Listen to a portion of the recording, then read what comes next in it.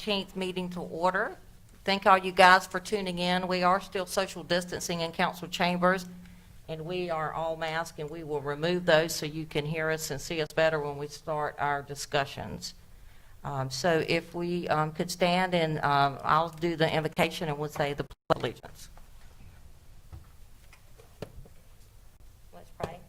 Dear Father, we just praise your holy name, and we thank you for all you've given us, and we thank you for the town of Carolina Beach. We ask that you would protect us and be with us during these difficult times, and help us make decisions as a council that will be in the best interest of our citizens and according to your will. Amen.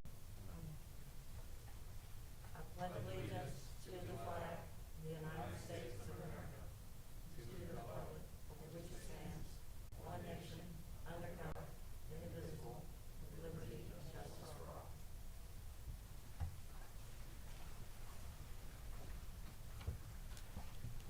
Okay, we do have a few changes. I'll make a motion to adopt the agenda with the change that the CUP for 522 North 7th Street will be heard on July 28th at the 5:30 p.m. meeting. We will also be adding a closed session. Is that for this meeting? For this meeting today. All in favor? Aye. Aye. So we'll move on to the consent agenda. Are there any discussions on the consent agenda? Ma'am. I'm sorry, I didn't speak up fast enough. We would like for the closed session to be the first item of business tonight, and then come back into open session after that. And that will be before the manager's update? Sure. Okay, perfect. Okay. Are there any questions on the consent agenda? I had one. In regards to the transfer for that $82,152 from Environmental Contract Services, what wasn't done that allowed us to have that much of an overage in that account to be able to transfer somewhere else? Bruce?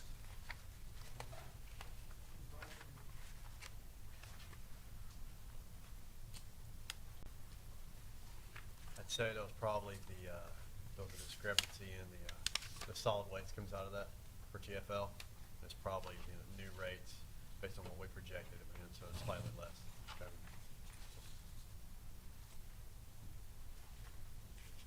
Thank you, Brian. Any more questions on the consent agenda? No, ma'am. I'll make a motion we approve the consent agenda. All in favor? Aye. And so per request from our town attorney, we will go into closed session at this time. All in favor? Aye. Mayor, you'll need to, there's. I'm sorry, I do have that. We need to state the purpose for closed session. I know it was given to me, so 1 second. Yes, ma'am. Okay, I'll make a motion we go into closed session to discuss an attorney-client matter in accordance with NCGS 143.318.11A3. The matter being discussed is 19 CVS 2999, Steer Construction Company, Inc., and Keith Carroll versus the Town of Carolina Beach. All in favor?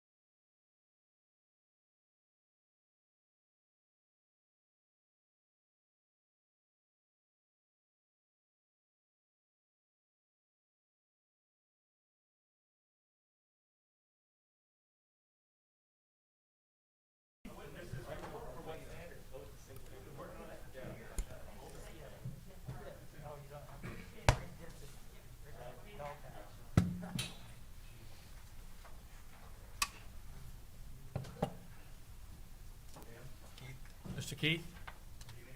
Good, how you doing, sir?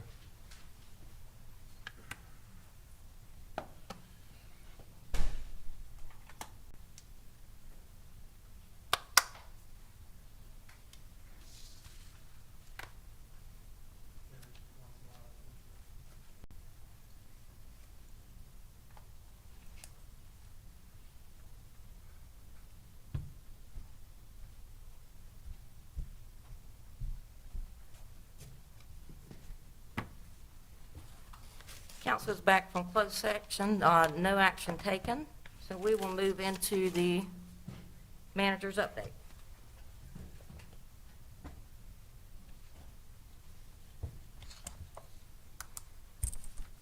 Thank you, Mayor and Council. Just a few quick updates, not much to report. Quick on COVID-19. As you may know, the governor announced today that we're staying phase 2 for a few more weeks until August 7th, which means still no gatherings of 10 or more inside and 25 or more outside, and masks are still required. Locally, there's been around 1,600 cases in New Hanover County with 9 deaths and 61 cases in our zip code here with no deaths. Next thing I'd update you on is the marina. We are expecting, as you know, damage from the hurricane. We've been talking about, we've applied for a Golden Leaf grant. We expect a determination memo from FEMA as early as next week. We've been told we should have it. We're already preparing to appeal it. We need to find some kind of dollar amount they'll give us, and then Golden Leaf said they need to know that, so we're going to appeal their determination memo. They've sort of given us an idea. It's not going to be a lot of money what they're saying, so we're going to appeal that. And when they give another number, Golden Leaf hopefully will step in and help help us make that complete. I know you've all been getting emails since I've been here about Mackerel Lane and some traffic issues there. Residents concerned about speeding and heavy volume of traffic. Staff has been studying it, reviewing what they've submitted. We've actually done traffic counts. But looking at it, just so we don't have unintended consequences by pushing traffic somewhere else, staff feels it'd be appropriate if we wait until we can get a better review or analysis of the area besides Mackerel, just the general area, so we don't push traffic there. But have that done before we do any significant changes, but we'll keep looking on that, and then we will reach out to the MPO to see if we can get some help there with a study. If not, we may have to look into other ways to do that. Beach canopies, I know council's been getting emails about beach canopies, and I've seen it myself. There's been a lot of beach canopies left up overnight. Staff's aware of it. They're trying to enforce them, but it's caused some enforcement issues. The police are out there at night. They can't fill up all the trucks, as many that have been in there on the weekends, by removing those. We worked on a tag system, and then Public Works come in the morning, pick them up. We think we need to come up with a better process. So police, operations, fire, and ocean rescue, we're going to sit down tomorrow and try to come up with a better plan, a better way to handle those, because they need to be gone. The ordinance is sunrise to sunset, and they need to be down. So we're working on a plan there. And last thing I have tonight is, if you remember a few months ago, we brought up short-term rentals. We had a program. We have still doing some work on that. We delayed. We found some of the laws that passed that don't quite jive with what the ordinance we proposed. So we're going to push that back and do a little more work on that and bring that back to council at a later time. And I'll answer any questions. I've got one question about the beach canopies. So when we take them off the beach, where do they go? And we dispose of them. The trash. Yeah, yes, The trash. yeah. And we've had in the past, till we got the tag system, they weren't tagged and we got them. There's always someone who come in and say, hey, you took my canopy, I put it out at 5 o'clock this morning. Right. So we try to, Okay. so we need to come up with a plan that we can document and some education to people leaving the beach. Maybe, hey, you don't leave the beach with your canopy out there. Thank you. I had one on the Mackerel Lane item. Depending on where that goes, I know you're still studying that, Right. but that does interconnect to Curie Beach. So if we do something, depending on where that leads to, let's don't forget to include Curie Beach in any of those discussions, because I just don't want to do something that, since I don't know where it's going, I don't want to do anything that might create a problem for their first responders or something. So let's just make sure we coordinate with them. All right, definitely. Thanks. Thank you. Okay, and we'll move into our public comment. Is there anyone in the audience who'd like to speak? No takers? So I do have one that was submitted to Ms. Ward, I believe, or on our website, so I'll read that. I speak for my neighbors when I say we plead with the town to consider the 8-foot chain link fencing being proposed for 313 Florida Avenue project. Please reconsider blocking off parking and protecting the site with the originally proposed split rail fence and matching what is already existing on site. An 8-foot commercial fence blocking the views and the beautiful snows cut should not be permitted in a neighborhood. Thank you, Carrie Makovic, 309 Georgia, and I assume this is referring to the fence down by the well site.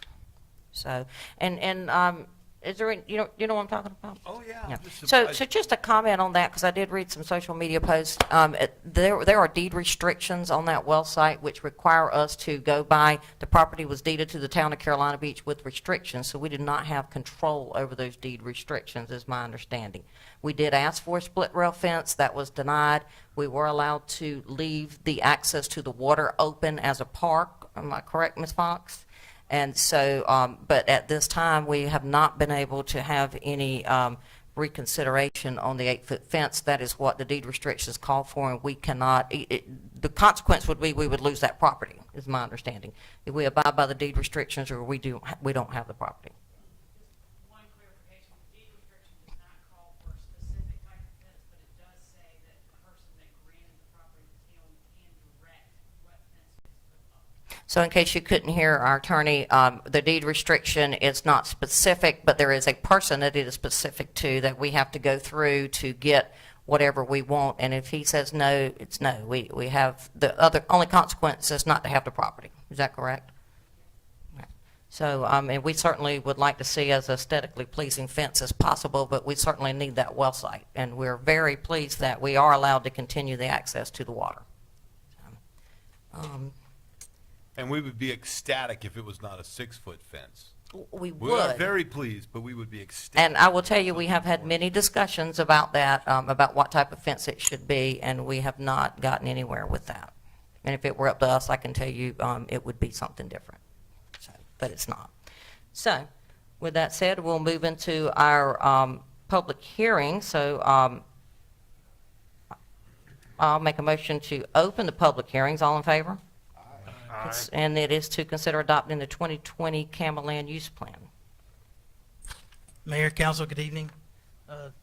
Yes, this is, we're here kind of at the final stages of the 2020 Land Use Plan that started. We had our first Land Use Plan Committee meeting in November of 2018. And leading up to this meeting, we have advertised for 3 weeks in the Allen Gazette, and they also ran a front page article for the past 2 weeks. We posted on the Carolina Beach website, Facebook page, and also the Land Use Plan Project website of this meeting. We also sent out notices to the town sunshine list as well as the Land Use Plan Committee sunshine list that people who signed up for. I would like to introduce Jay McLeod with Stewart. He's going to go over, he really guided the Land Use Plan Committee on developing this plan, and then I will follow up with Planning and Zoning's recommendation and their input. And we also believe we have 3 commissioners here from the Planning and Zoning Commission as well. And I'll turn it over to Jay. Thank you.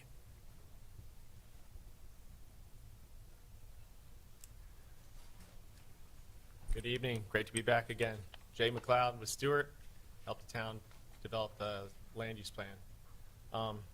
And thanks to y'all for continuing to have, a safe, but also, moving forward with the efforts of planning in the town. Really appreciate the fact that y'all are able to do that. So I'll just give you a brief introduction to this. I know many of you are already familiar with this. We've had a lot of public meetings. We're kind of at the late stages. The moving forward from here presumably would be a recommendation of adoption and then forward to the Coastal Resources Commission for their review and certification prior to it becoming effective. As you're aware, the Canal Land Use Plan has to be certified by the Coastal Resources Commission in order to take effect fully. And that's one of the reasons we plan, so that we can continue to issue CAMA, Coastal Area Management Act permits, which basically influence land use decisions made at the water's edge or on the water, as well as to make sure we have a good land use plan and community plan moving forward to make guide policies, land use decisions, guide public and private investment, guide rezoning decisions, and just basically get a good feel for where the community's at in terms of land use planning and discussion at the community level about what they see for their town moving forward. There was a lot of public engagement in this effort. It started off pretty big. We had a lot of great input from the public, and that kind of kicked off at this big public meeting, which it looks weird that nobody's wearing masks, but it was totally normal, right, just back then? It's crazy. So that kind of kicked off. We got that information together. We had stakeholder interviews with kind of focus group interviews with people that represented different perspectives in the town.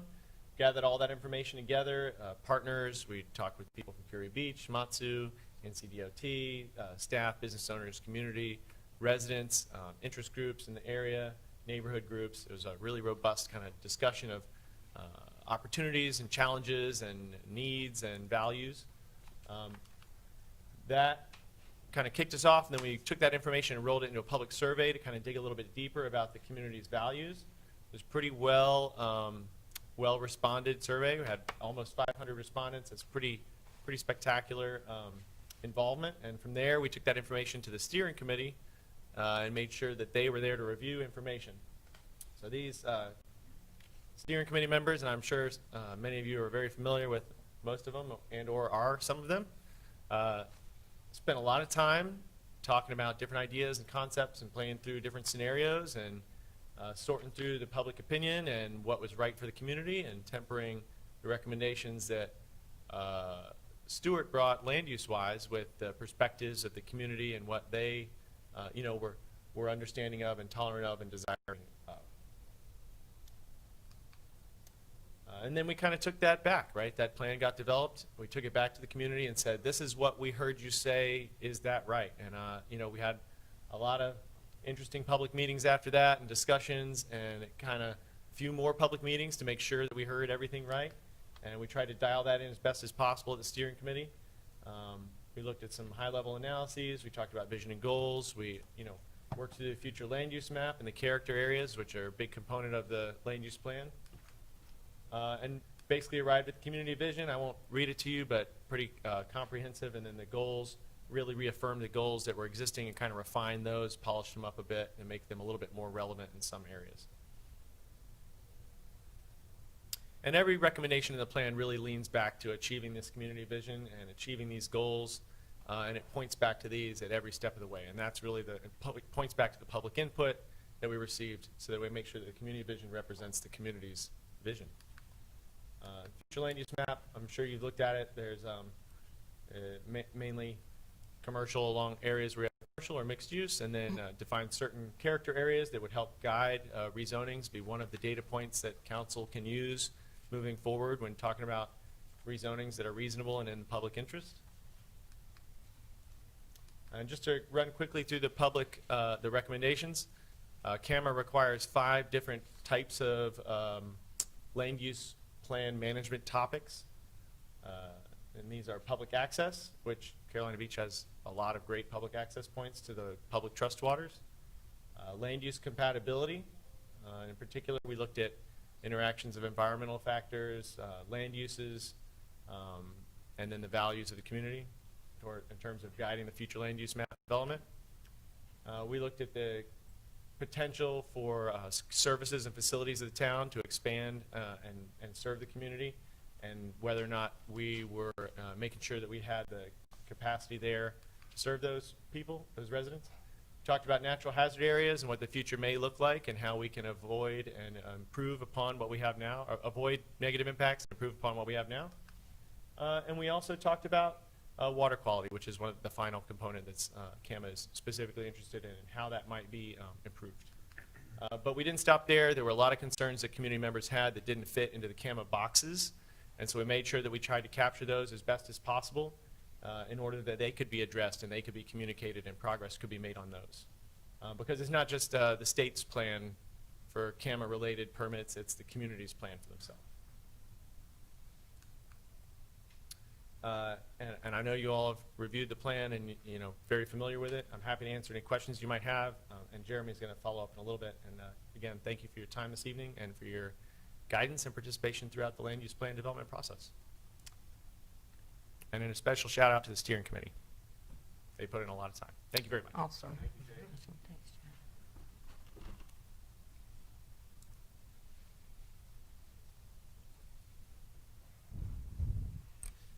Mayor, Council, I know Mr. Parvin went over this as well, at your workshop, so I will be quick unless you have specific questions.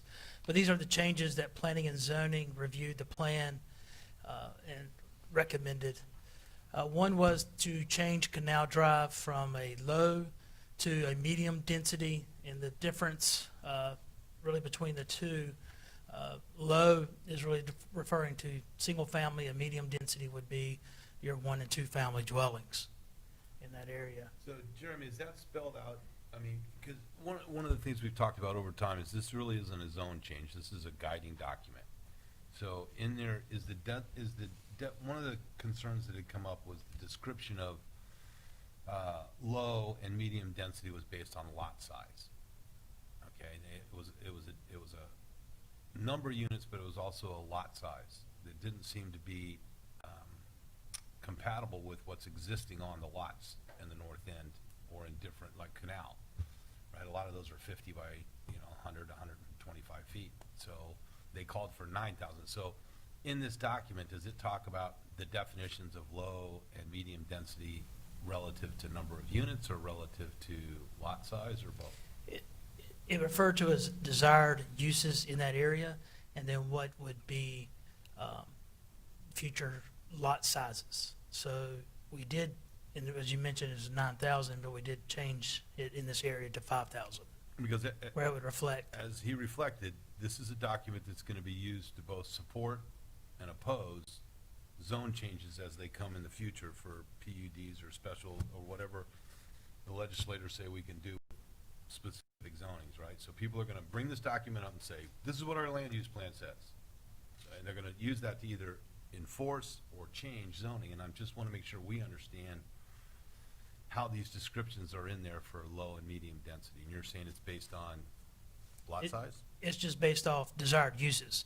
And then there was another sentence in there that said, lot sizes shall be, or, Okay. 5,000 to 9,000 or 7,000 square feet in a particular character. The other area was to change the west side in the Wilmington Beach area of Bonita Lane. It was from a low to medium density. It was classified as a low, which is again desired, more specifically the single family, to now a medium density, which matches the zoning that's currently allowed. Currently there. Same with Canal, is what you're saying. Correct. Another area that would mirror the current zoning district is the downtown central business district zoning area to mirror the zoning CBD for the classification map. One change was kind of Pelican Lane, if that was the dividing point. The CBD goes past that with commercial development. The Land Use Plan Steering Committee had that as a turning point where residential would be allowed standalone. The Planning and Zoning Commission wanted it to follow the existing CBD line, which was about halfway between the 400 block of Canal and Carolina Beach Avenue North, past north of Pelican Lane. So wait, just hold that, because that was one of the ones we've been talking about for 3.5 years. So the one on the middle one is our current zone, Correct. and the left one was what originally or had at some point in the LUP process been proposed, which is just going straight across Pelican. That would be the cutoff point. And then from north of there, it would be TI. It would be more, just because of the character of the area, it would be residential, would be more desired use.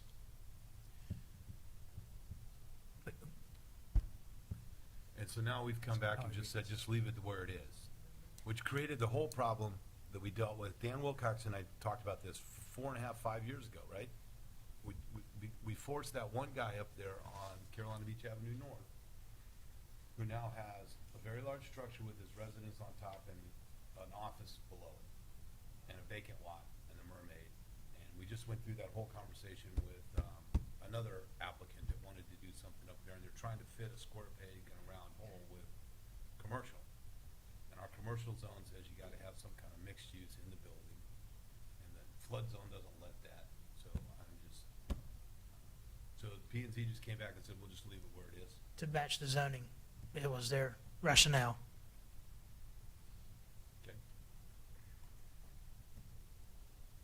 Okay. In the R3 area, which is our primary single-family neighborhood, larger lot size, to mirror, again, the zoning district from where it was a little bit more sporadic area was drawn on the original land use classification map. So now Sumter is the dividing line of where the R3 starts and stops per the R1 area, which does allow for single-family and duplex and smaller lot sizes. So basically, R3 is shrinking. There was a bit more encroachment in the R1 area in the R3 with the committee's land use plan map, and planning and zoning wanted to keep that more of a hard line per the current zoning map. So they did not allow erosion of that R3 zone, Planning and zoning's recommendation. recommendation for P and Z. Whereas the land use steering committee suggested perhaps a little more encroachment into that with a different, moving that zone, or moving that land use, not the zone, but the proposed land use. And what would Correct. that- It was on the more left-hand side, what would- it was more or less the street being the dividing point. Maybe it's middle of the block So is moving that line. what would that, on the land use plan, what's the difference between the yellow and the brown, or yellow and the orange? This was That's the R3. low density versus medium density is in the orange area. So, and again, in the description in the document, is the medium density multiple units on a lot, or smaller lot It's size, or what gets you to medium density? 1, 2-family townhomes, duplexes are allowed in medium density. It doesn't have us. And Jeremy, you were involved in all this, and I don't even need to get too far in the weeds, but what was the thinking of splitting those lots into the block, where you have one on Sumter, and his backyard's gonna back up to the guy on Spartanburg who has a different density, whereas the zoning says we're gonna run it down the street? I mean, It was more, the rationale was, if you're driving down the street, you feel the character area versus where one side of the street you have single family, the other side, you're staring at duplexes. So either way, one side of the street's gonna have one density, and the other side's gonna have a different density, and. Or it could be, you're looking at your backyard and you Right, have different right. density. One or the other, I mean, you're butting up somewhere, it's either the street or the backyard. You have to draw the line somewhere. So where do you draw that line? Is it better in the middle of the street or the middle of the block? So from a land use guiding document, the thought was to have cohesiveness on the streetscape, not so much the backyard. Was the theory. Okay, But I understand.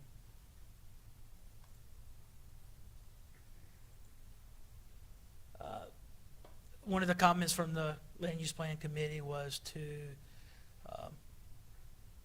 change the streetscape or brighten it up or have more of aesthetic value for our corridor coming into town on Lake Park Boulevard. And it would extend all the way down. And one way to accomplish that is come up with a overlay district corridor. So that was one of the elements in the land use plan committee's recommendations. Planning and zoning recommended to remove the overlay district as the uncertainty of what does that really mean and what type of standards would you have in that area was their concern. Because usually in an overlay district you may have greater landscaping requirements. Maybe you would have lower sign requirements. Maybe you would have where you orient the parking towards the rear of a building and you have more of a streetscape. By removing this, that wouldn't necessarily preclude the town or P and Z or staff or council from coming back in the future and developing that corridor with some specific criteria, or change those zones. If by removing this from the land use plan, we'd still have the ability to come in and develop some of those things. You certainly could implement it if it's not there, if that's something that the goal of council. So I just have a question though, Steve. So you've been on council for a while, same thing with you, Leanne. In the past, how many times have you seen council amend an ordinance, An ordinance or the land use plan? land use plan? Well, that's been the problem here. The state legislators have just now, or CAMA has just now in the last year and a half or two allowed us to do spot changes to the land use plan. This is why I was bringing up Pelican. 4 years ago, we wanted to do a spot change and just allow that guy to change that line a little bit. And Dan and I talked about it, we went around and around. He said, I don't think we should do that. You gotta wait until we change the whole land use plan. That's the time to do it, and do a wholesale change. Then the legislator came in after that and said, you guys can, or CAMA did, allow for individual changes to the land use plan. So we haven't done land use specific here and there changes to the land use plan. So it's set, it's pretty set in stone.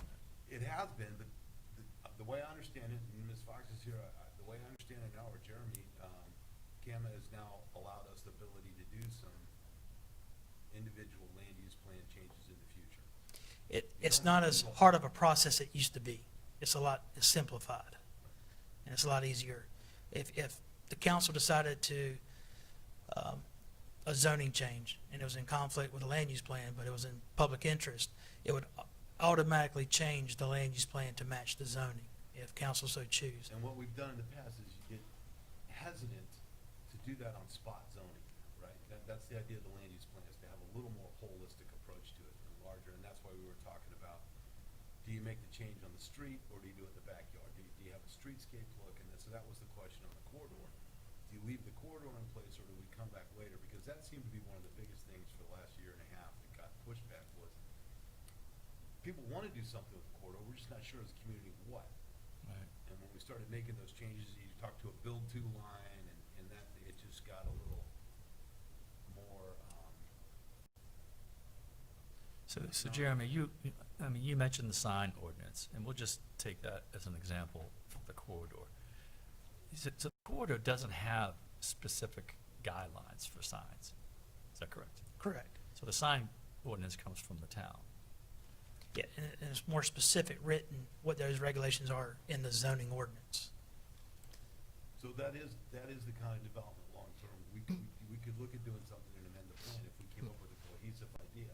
I just think we got that overlay district, and there's so many parts to it. That's where we started hearing from existing business owners and other people that said that, you're forcing us to change the zone, and we haven't gone through that process. So just a question, Jeremy, to what they're talking about. If, say, someone was coming with a CUP, and we always say it's consistent with the land use plan, so they would have to amend it before they would present that CUP. How long of a process would that be if they wanted an amendment? The amendment process, it would go in front of Planning and Zoning Commission, then Town Council, and then it would have to be certified by the Director of Division of Coastal Management. So you're probably looking at 60 to 90-day process.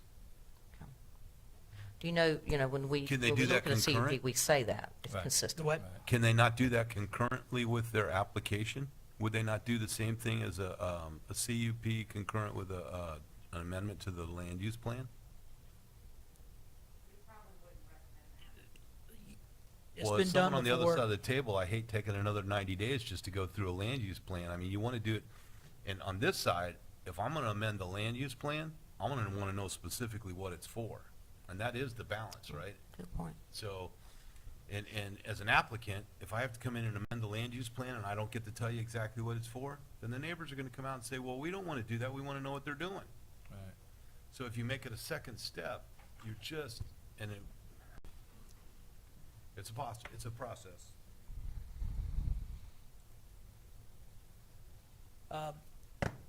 Mr. Shuttleworth, this is something you mentioned earlier. The medium density residential had mostly medium-sized lots, 5,000 to 9,000 square feet. We just made that consistent with the zoning ordinance again, with minimum lot size being 5,000 square feet in those areas. In the land use plan, it was some,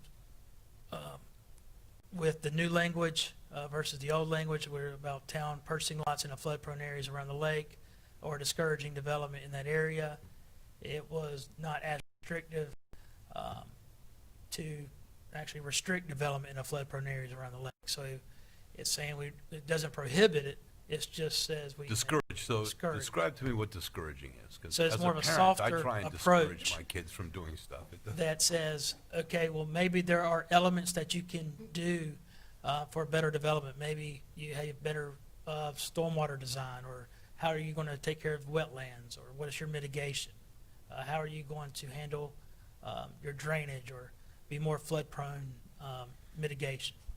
So in tandem then with this LUP verbiage, would we not want to develop what that, rather than discouraging development, wouldn't we want to encourage environmentally sensitive development and come up with some guidelines that way?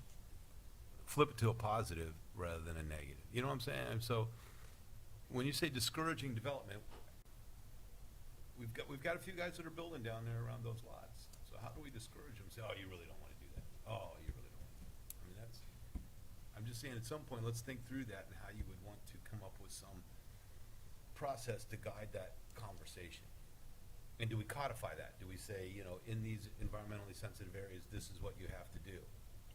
Yes, so those lots are, there's people looking at those lots for development, and what type of approach does council want to see on those lots? Is Well, it, and it's not is it a just hard in that- approach? Is it more of just, if you can do more environmental sensitive developments there? Well, I can't speak for all 5 people on council, but I would think we would always hope people would want to do something more environmentally sensitive and be leaning that way. But what does the code say they have to do? Because at the end of the day, that's where the rubber hits the road, is what they're going to have to do. So I'm saying at some point, if you really want to have that discouraging development in that area, or you want to have the town towards, then come up with something more descriptive in there that says what you're going to have to do. And it's not just around the lake. There's probably another, I had Gigi just pull them out a couple weeks ago in preparation for this on how many vacant lots there are in Carolina Beach. Unbuilt on or underbuilt lots. And there's literally more than several hundred. And a lot of those are environmentally challenged low spots and have now been lower spots because all their neighbors have built up. Like over by the school, on each 4 corners of the school, you can look at some of that, right? Those lots are just like the lot next door to it, except for the lot next door to it built on 10 years ago, and so.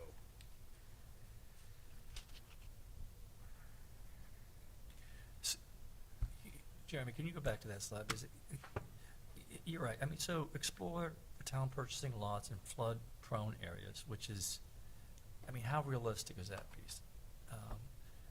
Especially with our financial situation in the next couple of years. And you're right, Steve, discouraging development in that area to me is blurry or gray if best.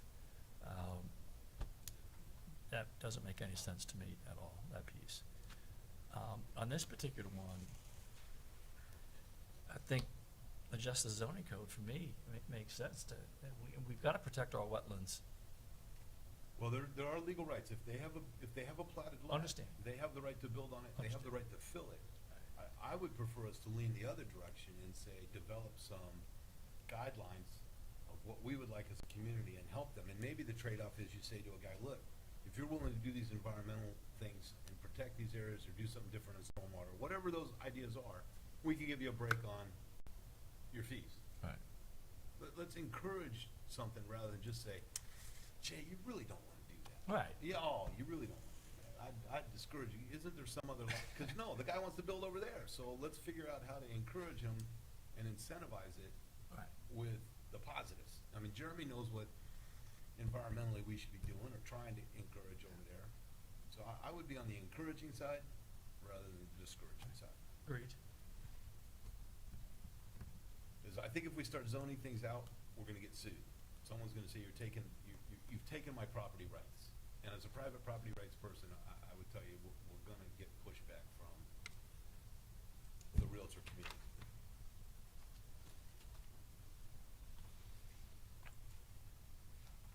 That's it. And I'll finish up just with what planning and zoning, they wanted to match the T1 zoning areas at the last meeting.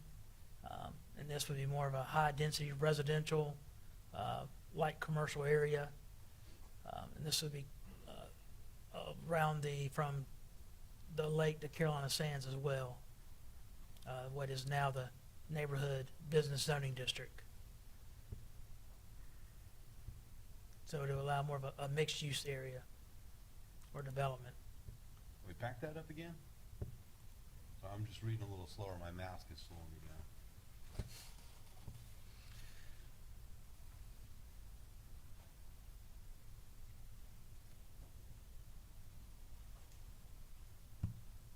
So on the high density, are we still, we're gonna get that under 50 feet?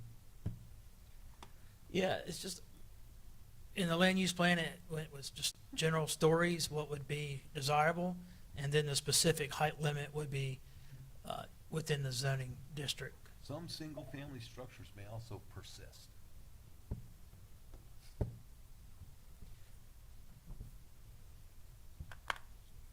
We don't like single-family because they're just gonna persist. Well, that's the way I would read that, right? They're also gonna persist.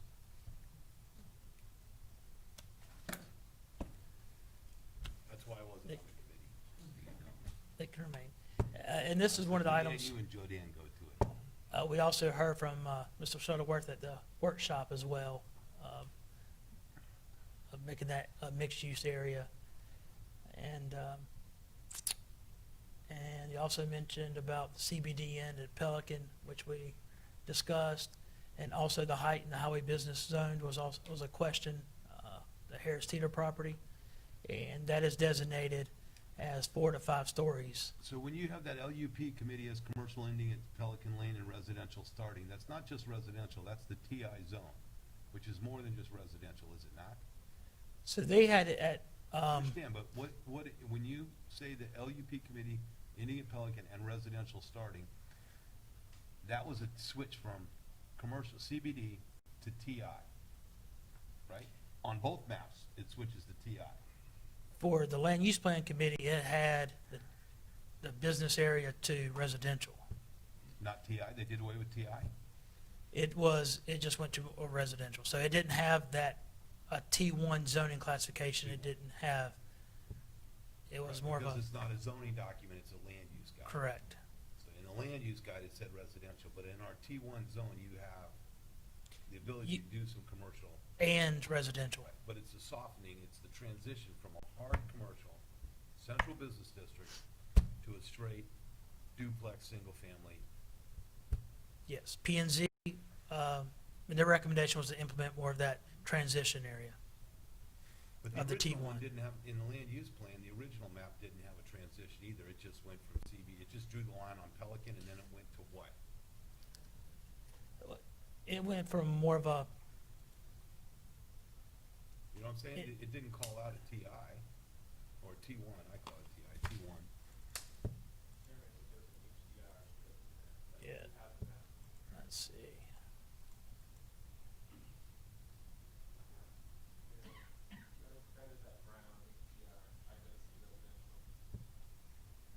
So, but it would be residential.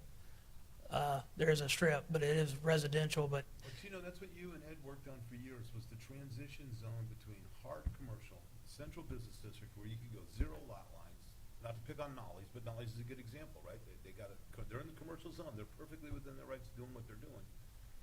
You cross the street, and we wanted to transition until you got into a pure residential, whether it's a duplex or a fourplex or a single family. There was the ability to do some light, coffee shop or whatever that T1 zone was.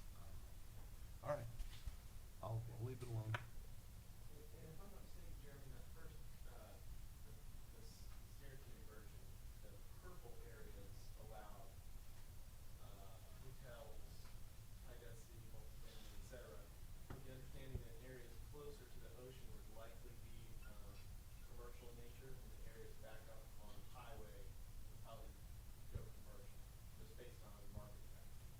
correct. It could have residential on upper floors. And the transition with the land use plan committee is more of a higher density allowance before you get to just your single family and But single family. Is it a requirement HDR, was it a requirement they hit a higher density? No, it's just desired for if you wanted to have a higher density in that area. Okay. Which T1 now is our, besides the CBD, is our highest density zoning district.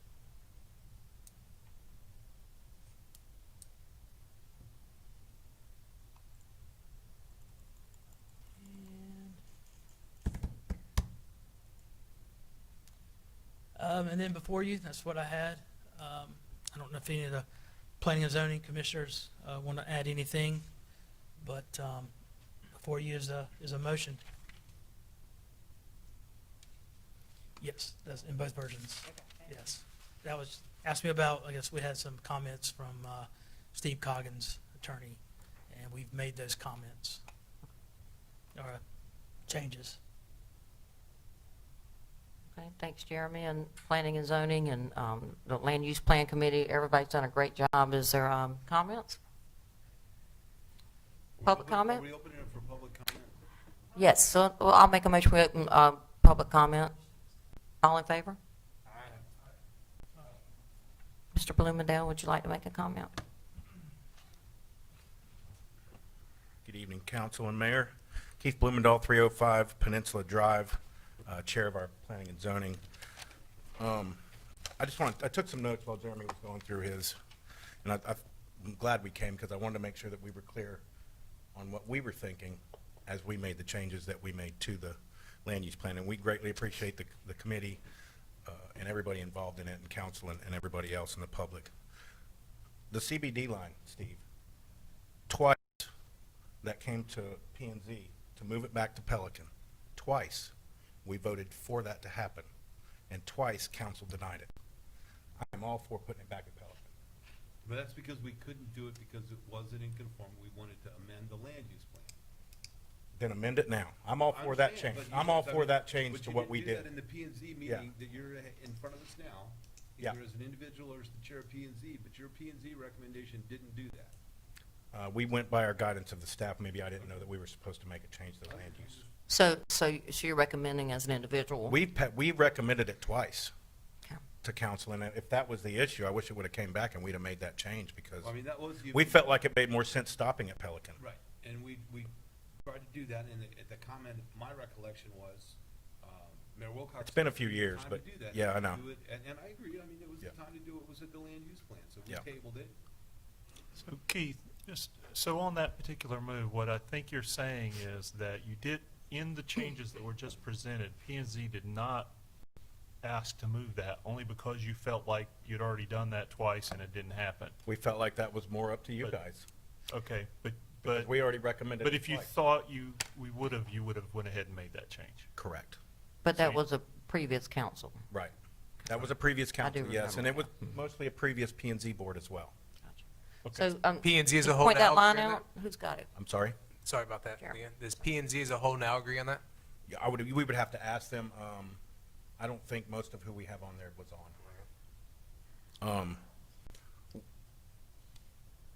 We just went through the R3 at Sumter in P&Z, and it was overwhelmingly public did not want to move that line. So we literally just had this issue come up to us just a few months before this started. So that's why we recommended putting that back. So hang on. Yes, sir. So the line on the R3, is it going to be on the street or is it going to be? On the street is what we recommended, which is where it is now. And there was quite a few property owners on the other side of Sumter that didn't want it to be R3, Right. their property.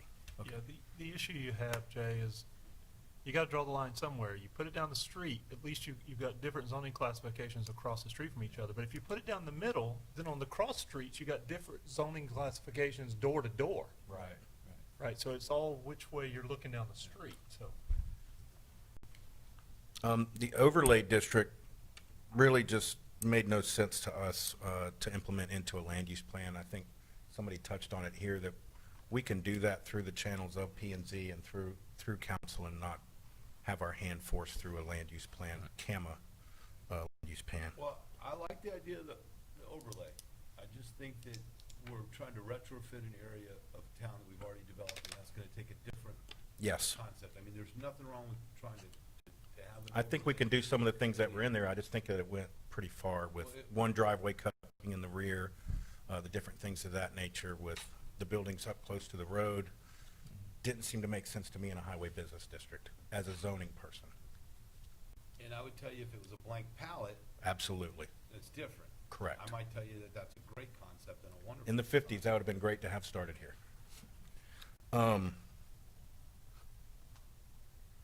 You touched on, Mr. Shuttleworth, touched on changing the land use plan at will. We've had some things come to us where they asked us to change the land use plan in order to do it. Appurtenances was one of them, which was a new word that I learned. And I had to learn how to pronounce it because I didn't know how to pronounce the appurtenances. Now I just want to say it all the time. Anyway, in order to let that happen, we would have had to make a change to the land use plan. As P&Z, we weren't comfortable doing that because of what goes through to make a land use plan. That we felt like that was something that was in the land use plan and we wanted to leave it there. So we think it's important that the land use plan is done where it doesn't tie our hands, but that we're not having to make changes to it later. Again, normal procedures through the town, TRCs, ordinances, text amendments, so on and so forth, zoning changes can make all the changes we want to our town. Discourage development. So, nice discussion on that. My thought anyway was maybe a better stormwater system for those properties, maybe zero escape, maybe rain barrels, maybe some requirements that don't say you're restricted from building, but maybe help make it not as flood prone, so to speak. And again, let's leave that up to our normal procedures on how to make that happen.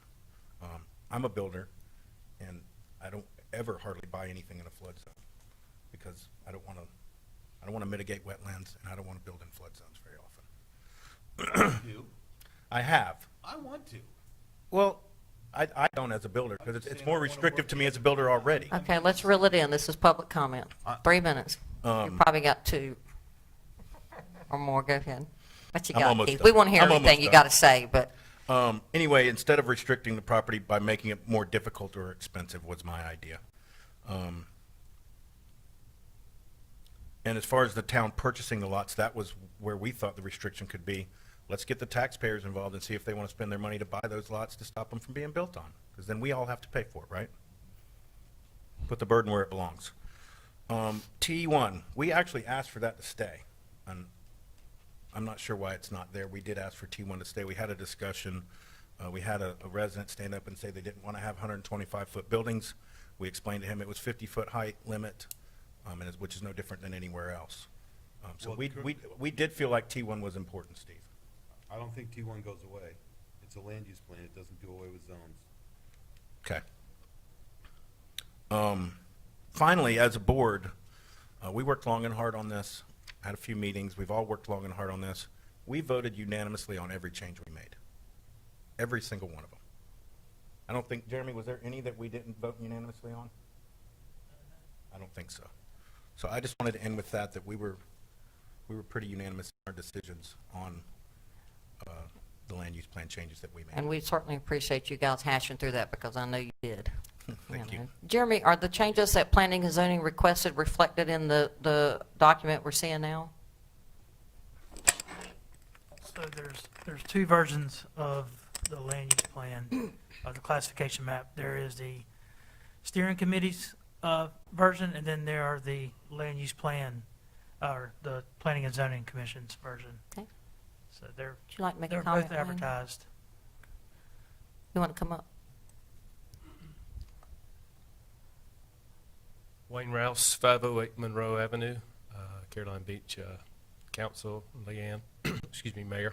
For those of you, and I know that Councilman Garza, Councilman Healy, and Mayor Pierce were on the land use plan and attended some of the meetings, but I think it's important to delineate, and I'm not bringing this up for any reason other than this.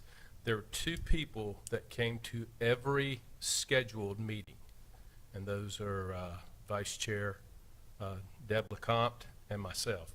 Now, there was one meeting that was decided, we're going to meet again next week. I did not make that, and I'm not sure we should have done that without the public notice, but I missed one, this catch-up meeting. Other than that, no one else came. You guys saw, and understandably, you guys had other responsibilities, but I think when you came, you saw some people at one meeting, and then the next time, almost none of those were there, but we had a few. So it was very difficult for staff, and to credit the consultant, because what would happen is you'd have a group that was very passionate about one issue. They would come in, and this was their drive. This was the thing in this 100-page document that was important to them. But once that was kind of resolved, or they felt it was resolved in a way that they felt they'd expressed themselves, maybe we didn't see them. And so later when things would come up, there are people I saw at the first meeting or maybe the second meeting that never came back again. And just no use, no point in pointing out names. Heck, I can't even remember them truly. But there were some people that were there consistently. You guys know because you saw it, and there were others. So when we talk about what the Land Use Plan LUP Steering Committee did, it was done, I think you'll agree, Mr. McLeod, it was done with a core group of people that sometimes had a little bit different interest. And I'm not saying there's anything wrong with that at all, but they had an interest in one thing. They're very passionate about this one thing. But then when the second iteration of that came out, because of some public comment, then that person may not be in the room, and may not be at the next one, because Mr. McLeod would typically write things down, and we'd go, and it just took meeting after meeting. If changes were made and asked for, he would bring them back to the next meeting. But then at the next meeting, maybe there was a big group of people that were there, or 2 or 3 that were very vocal, then they didn't come back for 2 or 3 meetings. So when Mr. McLeod would bring back the language, then other people would say, well, that doesn't look right for this, that, or the other reason. Or in the interim, we had all this public comment, the online surveys, and people were very against it. So that's why you'll see a difference with what came out of the LUP finally. I mean, we had to stop at some point. So that's why I think you'll see Ms. LeCompte and I, Council Vice Chair LeCompte and I were the liaisons from P&Z. So we felt committed to be in every meeting. But I just want to explain to you why the LUP language may have been different. And after, I think we've been at this 21 months. So I think about 18 of that was the steering committee, and then I think it's been about 3 months. It's about 21 months total. That's why you'll see some of the LUP recommendation final different from what P&Z, because we did sit on every one of them, and we did hear the comments both for it originally, then the issues with the way it was, and then trying to change it again to accommodate that. And it was one of those things. It was typically we talked it out. It wasn't in that steering committee. If you remember, it wasn't let's all vote on this particular item. Had we done that, we'd have another 21 months. So it wasn't a voting type situation. I just want to clear it up. Okay, great. And I would have no trouble with the Pelican Lane issue. And the second issue is there are a number of roads like Sumter where the line is drawn down the street. I mean, in our town. Am I correct, Mr. Hardison? He can answer that. Thank you. Thank you, Wayne, and thanks for serving on that committee. Would anyone else like to make a comment? You might as well. Deb LeCompte, 307 Charlotte. I think my fellow commissioners have said about all we need to say about what planning and zoning did as far as our decisions and stuff. So as an individual, I'm just saying that I would be okay with the Pelican Lane change. Thanks, Deb, and thank you for serving on those committees as well. Any more comment from the public? Okay, we'll close the public comment. Any discussions, gentlemen?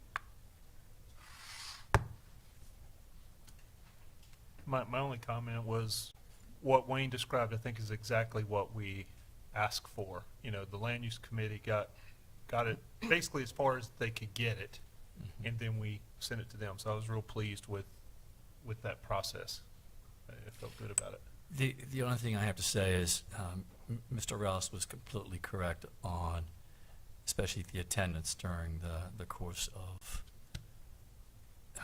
18, 19 months, which I know has nothing to do with this decision, but I think the application process, next time we do this 10 years from now, needs to be completely different.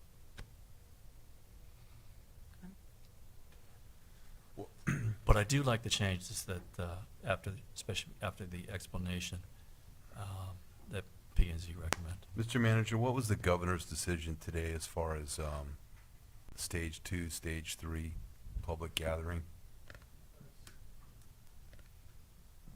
Still 10 inside, 25 outside. There are some government exemptions. And the only reason I ask that is, this was supposed to be our public meeting, and I greatly appreciate the committee members attending and who are also on P and Z and who have spent a lot of time, and our consultant. It's just, this is a community document that's going to last 10 years. We haven't been able to have the public in. I know there's probably people at home. We haven't gotten any written comments. I just don't want to sell it short and then pass it, and 2 months from now, people say, oh, I didn't even know they were doing that. You guys did it in the dark of night because of COVID. And as much as I know Jeremy wants to get this behind him, I'm just wondering if we want another 30 or 60 days. Not that I see any wholesale changes. I think it's a tremendous document. I just want to make sure that John Q. Public has the time to come in and address us publicly that maybe haven't been involved. Steve, I think you have a valid point, but I don't see 30, 60 days from now this happening, having the chance to have the public come in. 30, 60 days. Personally, I don't see. You're saying you don't see any difference in the ability for the public to come here? No, I mean, I think it's important that we do hear from the public. I really, really do. But with this COVID thing going on, I don't see us getting together in 60 days. No one says that we have to have our council meeting indoors. As long as we have Kim or somebody there, we can step right outside the doors, allow up to 25 residents. Not only that, but it also would allow P and Z to say, hey, if we do want to make that Pelican thing, not that I don't like you guys, but if everyone was unanimous with that, I'd rather say, hey, let's make a clean vote with that added to it versus saying, hey, let's do an asterisk today and see what they say tomorrow. We could be creative with this COVID thing. If we need to step outside, let's step outside. If we need to go up to the boardwalk or to the lake, there's something we can do as long as we have some sort of a PA system. Kim and our town attorney, I'm pretty sure we can do it. I'd be cool to push it and Rec find center. some way to say, hey, let's see what we can do. Yeah. It's not a bad idea. Yeah, we could. Councilman Barr? I mean, my feeling is I think maybe I'm worn down over however many months it's been, and I wasn't on the committee. So I feel like people have had their chance to speak, but I'm certainly always open to if we feel like the public has not had a chance. I mean, I think we're all in agreement that we want to make sure the public gets the chance to say whatever they need to say. I think they've had that chance, but I'll certainly go along with you guys if you want to push it. Well, I didn't see a bunch of them. Don't get me wrong. I don't see a bunch of people standing at the door that told them they couldn't come in tonight. But So, just my comment, Joe Dan and I did serve on the committee as council liaisons, and this was before Jay had ran for council, so he was on it. I believe that we have got a lot of public input. I do believe it won't change. However, I did get 2 calls today from realtors, messages saying, due to COVID, we're older people, we really don't feel comfortable going out. I don't want to deny anybody the opportunity to have that say in this important document. So unless Jeremy tells us that it's a big deal that we put it off, and I love that, Joe Dan, that creativity about scheduling something outside, and unless you tell us that's going to be detrimental in some way, I'd like to have one more opportunity for the public. And there's no statutory requirement, or we're not on a timeline to adopt this plan.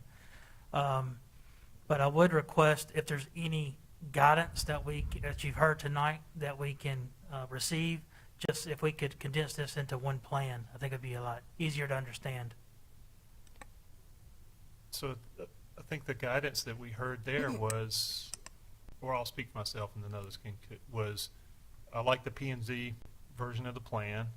It sounds like that maybe just some miscommunication over time that the change for Sumter, not Sumter, Pelican. Pelican, thank you, the edge of the CBD change to put it at Pelican Lane. Mhm. That's what I thought I heard. Is Mhm. everyone, I actually thought that was discussions we had in the Land Use Plan Steering Committee meetings, that it would be at Pelican. I thought that was my recollection. I'm sure we did at one time. So I think that's the biggest thing I heard here tonight. Councilman Shuttleworth? Okay. Do we have, is that what you guys want to vote on it, or you want to try to, I would just ask to wait one more month and let's see if we can figure something out. I'm fine with that. If you're okay with that. I understand. I what think you're Joe Dan had a pretty good idea if we could do it in the Well, rec there's no- center. I Have think what at Jeremy's least saying- 25 people. I'm sorry, and Jeremy's saying we're not meeting some deadline. Right. So waiting a month, there's no harm in it, right? That's what I'm hearing. Keith, you guys have a meeting next month?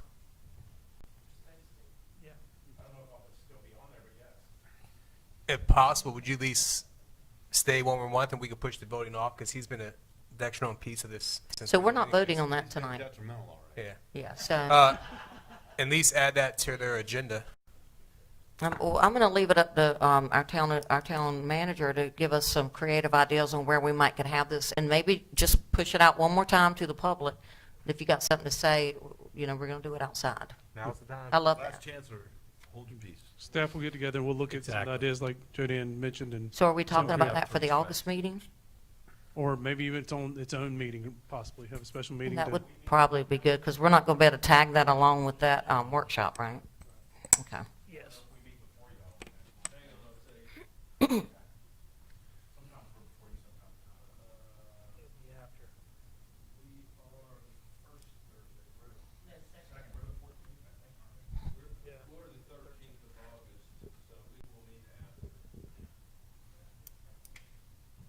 So our next meeting is the 8th.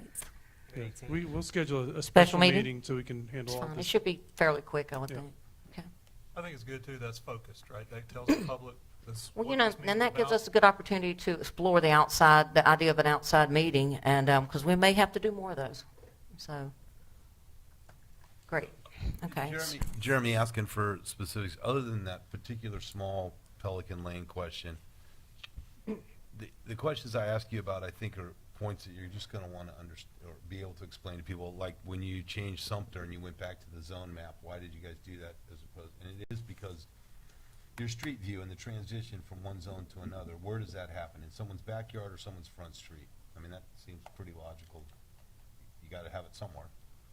And I think the other big feedback I heard from the public was the confusion of the medium density, low density, high density definitions, specifically on the north end and a couple of those other residential areas. I didn't see anything in here other than that little tweak on Pelican. But also, I think if we got a definition of the corridor, I think the public would appreciate that. Yeah, I don't want to abandon the idea of doing some kind of entrance corridor. I just think it needs to be explored outside of the land use plan. Agreed. That would be. Okay, so I think, Bruce, we're in consensus on that, and we'll look for you to find a date that works for everybody, and we'll push that out to the public. And hopefully, we'll be past the land use plan at that point. So we'll move into non-agenda items. Does anyone have any? I don't. We're having a benefit for Janine from Magic Bean Saturday at Good Option, 11 to 3. So we got the Okay. like a contemplation barbecue, they're making $20. Thank you for bringing that up. That's great. Saturday event for Miss Janine. Council? I'm good. I do not have any tonight. I'm good. Actually, I've got two things. I've got an update, needless to say, on the census. We're at 36.2 right now, which is not healthy. We just need to concentrate on that a little bit. We do have to the end of October, but it does help us out greatly for representation in the House of Representatives, number one, plus federal funding is extremely important for this town, especially right now. And it's a 10-year, it's a snapshot, one snapshot for 10 years, just like the land use plan. The other thing I have, I drove down Canal a couple times this week, and Four-wheeler? yes. I know we can't pave it now, but can we at least put some white stripes down? I mean, those bikers it is a danger zone right now. You can't even see any stripes at all. So I don't know who we have to talk to about getting that done, but it's important that we do get it done. Is CBA and North a wider street than Canal? Because would it be easier if, I know we're going to have issues going forward long-term, push the bikers to that road, make it safer? Because everyone on that side is going straight to the north end. Nothing against the north end, but a good portion of those people are probably drinking. So if we could push the bikers over to CBA It's and North. Unfortunately, C-band is not any wider, and the bike lane is striped on Canal. It's not? The problem with C-band is it's in worse condition than, Yeah. I mean, it's more dangerous to ride on Carolina Beach Avenue North 3 days after a rainstorm than it is anywhere else. I mean, the water's just standing up there all the time. On the 500 block, it just floods the whole street for 3 days at a time. It won't go away. You have more intermittent sidewalks on the I'll talk with operations about. Okay. I just want to give Canal Drive some love. That's all, Steve. We're going to have a great, I think we have a new resident on Canal Drive, so I'm We sure do. he'll be We making sure do. it gets lots of love over there. I'm not going to mention his name, but he is our town manager. Yeah. I think you're going to see a lot get done on Canal Drive. It'll get paved right in front of Bruce's house. Councilman Shuttleworth? I'm good.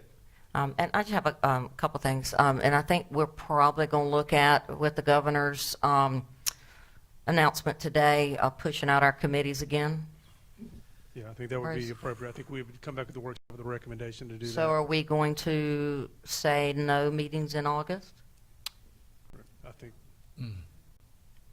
except for the essential planning and zoning. Planning, Board of zoning, Adjustment. Board of Adjustments. Okay. And I know everybody wants to go back to work, I mean, on these committees, but it could be a bit irresponsible to do that. What's the limit of people? 8, 10?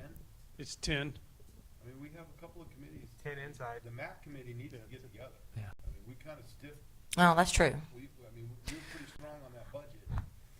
We actually have a room to handle It's that. 10 people. Or, And we also have the rec center get I back. believe the Parks and But Rec, how do we social distance 10 people? Like, we'd have to go in the room we were just in, Yes. Doing it right here. or in here. and I know the Parks and Yeah. Rec Commission was planning on an outdoor meeting, so we can do that, just like Joe Dan was saying. I don't know, the other ones we can, I mean, I don't think there's any committee that's more important than another, but I would say that we were pretty stiff on the MAC budget a month ago, and they haven't, I mean, they just haven't had a chance to meet. And I know a couple of them Right. called me and said, hey, what are you guys doing? Yeah, I guess we could use the room we were just in. Yeah.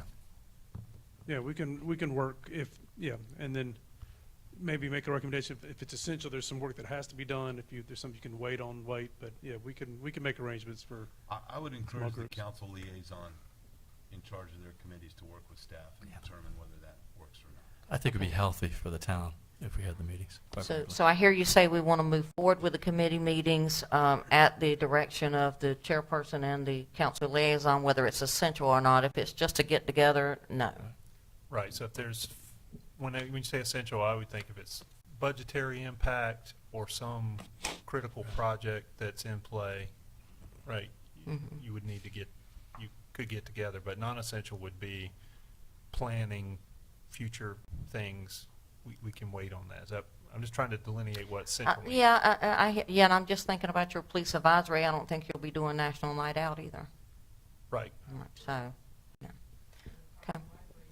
Yeah, and I would encourage people, I want those committees to get together, but I think of it different than the risk to the committees, is bringing those people into town hall is more risk for the staff. So that's the reason I'm a little hesitant. Correct. Like Freeman Park, I don't think we need to get together until September or October, right? When we have some analytical data to look at before council needs to make policy for next year. We get together in July or August, that is. So could you craft something for all of us to see and for our, and talk about if you have something that's pending, we will have a meeting. If not, we're not just going to get together. Yes, so I'll poll the committees and the council liaisons, Fantastic. see what they have going on. I do have one other thing. We have a great little league in this town. I went to a game the other night. It was fantastic. It's open air. Take advantage of that. I mean, it's very well organized. They do a great job. And Jay, just a comment on your work, your committee, I believe, did on the shell shop. That looks great. I saw that today. Wonderful. A little beautification in action. Let's move forth and prosper. Find something else. That's great. So I have a question. I saw some scuttle on social media about the Harris Teeter lot and the Putt-Putt lot and some things that may or may not happen there. I was just curious, has anything come through our planning or town hall? And if it does, and if it maybe is not in our table uses, are we walking them through what that procedure would be if they still wanted to move forward with a plan? I'll let Jeremy handle that. Yes, my understanding is, I've talked to representatives from Harris Teeter, and they're looking at marketing that property, and they're want to set up a meeting with the town and just see what would the town like to see there. What are some of the desired uses, and when they try to market it, and Gotcha. something that's currently not allowed, certainly would I guess the explain to them question that is more process. specific, Jeremy, have you been approached by outside groups coming in and looking at a land use plan on that? I have not, no.